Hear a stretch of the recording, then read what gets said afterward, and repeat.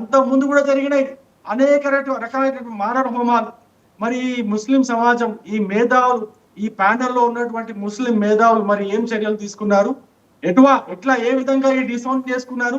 ఎందుకు ఆగట్లేదు? మరి ఎందుకు తగ్గట్లేదు? 40-50 సంవత్సరాల చరిత్ర చెప్పానే ఇప్పటి వరకు.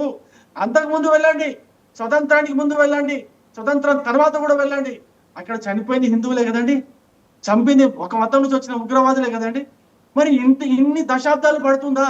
ఇన్ని దశాబ్దాలు పడుతుందా మిమ్మల్ని మీరు సంస్కరించుకోవడానికి, మిమ్మల్ని మీరు కరెక్ట్ చేసుకోవడానికి ఇన్ని దశాబ్దాలు పడుతుందా? ఎటువంటి ఉగ్రవాదం? చచ్చింది హిందువులు కాదు, కేవలం భారతీయులు చచ్చారు.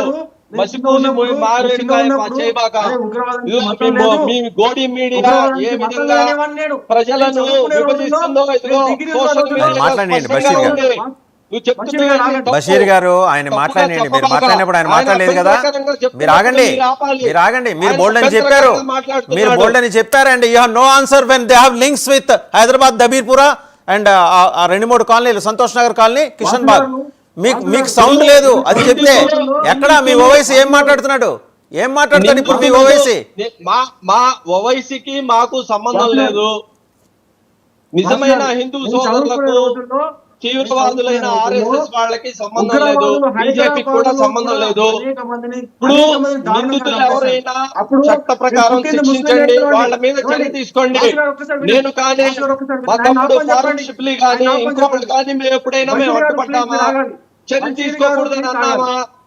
బిల్కిస్ బానుని రేప్ చేసిన వాళ్ళకి దండలేసి ఆయన మాట్లాడండి. మళ్ళీ వస్తా. ఇంకా మనకి సాహెబ్ గారు కూడా మాట్లాడాలి.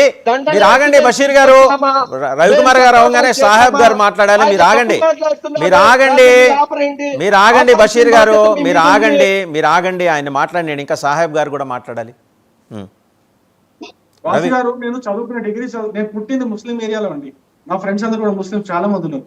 నేను చదువుకునే రోజుల్లో, డిగ్రీ చదువుకునే రోజుల్లో అప్పుడు పాత బస్తీలో కూడా ఇట్లనే మంటలు జరిగితే ఉగ్రవాదులు వీళ్ళంతా ముస్లింలు, వీళ్ళంతా తుడుకోవాలని చెప్పేసి తిట్టుకునేవాళ్ళు మా ఫ్రెండ్స్. తప్పట్లు అనకూడదు, ఉగ్రవాదానికి మతం ఉండదు, ఉగ్రవాదులు అంతా కూడా వాళ్ళంతా పిచ్చోళ్ళు, మతి లేని వాళ్ళు ఉంటారని చెప్పేసి అనేవాడిని. ఇప్పుడు కానీ పోయి ఉగ్రవాదానికి మతం లేదు అన్నాను అనుకోండి, చెప్పు తీసుకొని కొడతారు నన్ను. ఉగ్రవాదానికి మతం లేదు అన్నారు అనుకోండి, చెప్పు తీసుకొని కొడతారు నన్ను. ఇంతకంటే ప్రూఫ్స్ కావాలా?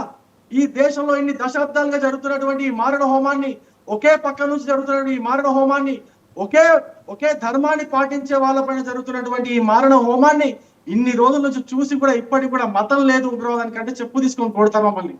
అర్థం చేసుకోండి బషీర్ గారు, అర్థం చేసుకోండి. ఇంకా ప్యానెల్ ఉన్న మిత్రులందరూ కూడా అదేవిధంగా నేను ప్రేక్షకులకు కూడా చెప్తున్నా, మీ టీవీ ద్వారా దేశ ప్రజలందరూ కూడా నేను చెప్తున్నాను, ఉగ్రవాదానికి మతం ఉన్నది,